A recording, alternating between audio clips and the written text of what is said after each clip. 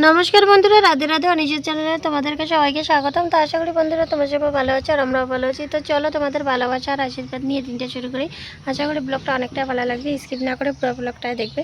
তো যে যেখান থেকে দেখতেছো আমার পরিবারে জয়েন হয়ে যেও আর আমাকে সাপোর্ট আর একটু ভালোবাসা দিও, তোমাদের কাছে এই অনুরোধে। তো বন্ধুরা সকাল থেকে ব্লগটা স্টার্ট করতে পারিনি, এখন বাজে প্রায় 11টা আর এখন ব্লগটা স্টার্ট করলাম। তার কারণ হচ্ছে সকাল থেকে মেয়েটা একটু কেন জানি ক্যাচাল করতেছিল, তো ওকে ঘুমটুম পাড়ায় রেখে এখন আমি রান্না চাপাইছি। তো রান্না চাপাইতে চাপাইতে তোমাদের সাথে ব্লগ স্টার্ট করলাম। তো গাছগুলো নিয়ে খুব চিন্তিত ছিলাম, ভাবছিলাম বলে লঙ্কা গাছগুলো বাঁচবে না, মরেই যাবে, যে হিসেবে পাতা টাতা মানে ঝরে যাচ্ছিল।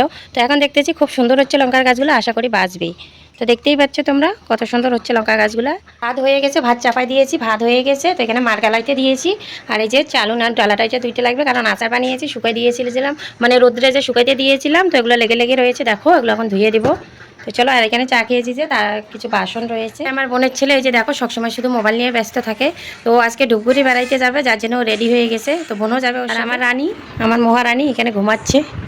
তো ফ্যান চলতেছে তাই ঘুমাচ্ছে, ফ্যান না চলে কিন্তু ঘুমাইতো না, কারণ গরম এক ফোঁটা সহ্য করতে পারে না। ও হচ্ছে আমার মতন দেখো লড়তেছে। আর এই ড্রেসটা ওর বাবু এনে দিয়েছিল, মেয়েটি।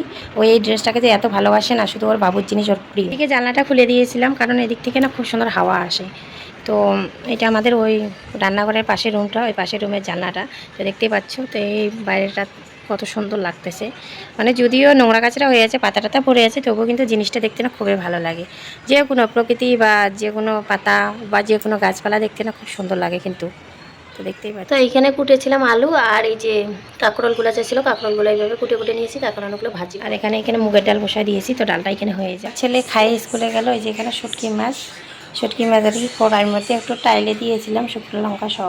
আমার দুপুরে রান্না কমপ্লিট হয়ে গেল। এই যে এখানে ডাল রান্না করে রাখলাম, এই যে কাঁকরোল ভাজি আর আলু ভাজি হয়ে গেছে। রান্নার পরে যা হয় আর কি, এই যে থাল বাসনের গাঁটটি ওগুলো তো ধুতে লাগবে, তার সাথে রয়েছে কাপড়। এটা তো আমার প্রতিদিনের রুটিন। তো আজকে তেমন একটা রোদ নেই, মেঘলা। তো কেতা কাপড় এমনি একটু মেলে দিয়েছি, কারণ বৃষ্টি দিচ্ছে। আর বৃষ্টি পড়ার পর সবাই মনে করো ভিজা পায়ে টায়ে বিছানায় উঠে যায়, তো কেতা কাপড় স্বাভাবিক একটু কীরকম হয়ে যায়, তাই রোদে দিয়েছি। তো ওগুলো তো বোনেদের। এখানে কালকে যে আচারগুলো বানিয়েছি আমি আর বোন, তো ওগুলো আজকে শুকাইতে দিয়েছি। তো দেখতেই পাচ্ছ অল্প একটু রোদের ঝিল আছে, ওই রোদের মধ্যে একটু দিলাম যাতে মানে গরম ভাবটা বেরিয়ে যায়। কিন্তু 2-4 দিন রোদে দিতে লাগে, তো রোদ তো দেখতেছি তেমন নাই। তো যেটুকু আছে অতটুকু দিয়েই শুকিয়ে যাবে আশা করি। শুকিয়ে বলতে কি শুকাবে আর কি, মনে করে যে একটা যে মানে কীরকম একটা গন্ধ থাকে, গন্ধটা চলে যাবে আর কি। যে কোনো জিনিস আগের দিন বানাইলে পরের দিন পচে যাওয়ার সম্ভাবনা থাকে, তো তাই একটু রোদে দিতে লাগে। তো 2-4 দিন তো রোদে দিতেই লাগবে। এখানে হচ্ছে জলের বালতি, এখন আমি ঘর নেবো। তো সেদিনকে যে ঝত্তুপান হয়েছিল, এই দেখো এইটাও কি সুন্দর কলা, কলাটা একদম ভেঙে পড়ে গেছে। তো এদিকে একটা কলা পাকা দিয়েছে, তো একটা না এগুলো সবই পাকবে। তো দেখো, তো সেরকম কিন্তু মানে বাতি হয় না, কচি, কিন্তু বাতি হলে আরও সুন্দর হইতো।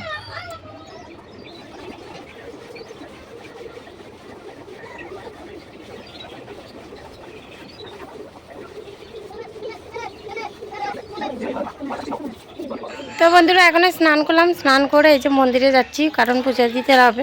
তো আজকে অনেকটা বেলা হয়ে গেছে, কারণ রান্না বান্না সেরে তারপরে পূজার দিকে আসলাম। তো এখনও ঠাকুর ঘরে সজ্জা টজ্জা কিচ্ছু উঠেই নেই।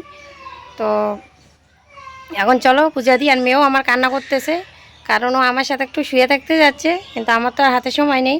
তাই আমি থাল বাসন এখনও মাজি নেই। আমি ভাবতেছি থাল বাসন মাজলে আবার লেট হয়ে যাবে। তো পাড়ার সবাই পূজা দিয়ে দিছে, একমাত্র আমি দিতে পারিনি এখনও। তো তাড়াতাড়ি আমি পূজাটা দিই। তো চলো। তো বন্ধুরা এখন আসলাম পূজা দিয়ে এসে আমাদের বাগানে বসে আছি, তার কারণ আমার মেয়ে দেখতে পাচ্ছি এখানে খেলা করতেছে একলা একলা, এর জন্য এখানে এসে আছি। দেখা যাচ্ছে না গাছের জন্য, গাছের আড়ালে দেখা যাচ্ছে না, ব্যাক ক্যামেরা করতেছি তাই তোমরা দেখো। তো এখানে এসে এসে খেলা করতেছে। আর মশা এইখানে বাগানে, তো দেখো নোংরা গাছটা এগুলো মশা মাসি। তো গা চুলকালে শুধু কান্না করে, তাই এখানে ওর জন্য পাহারা আসি। আর এটি একটা ভাইস্তারা ওইখানে আছে, ওকে খেলা দিচ্ছে।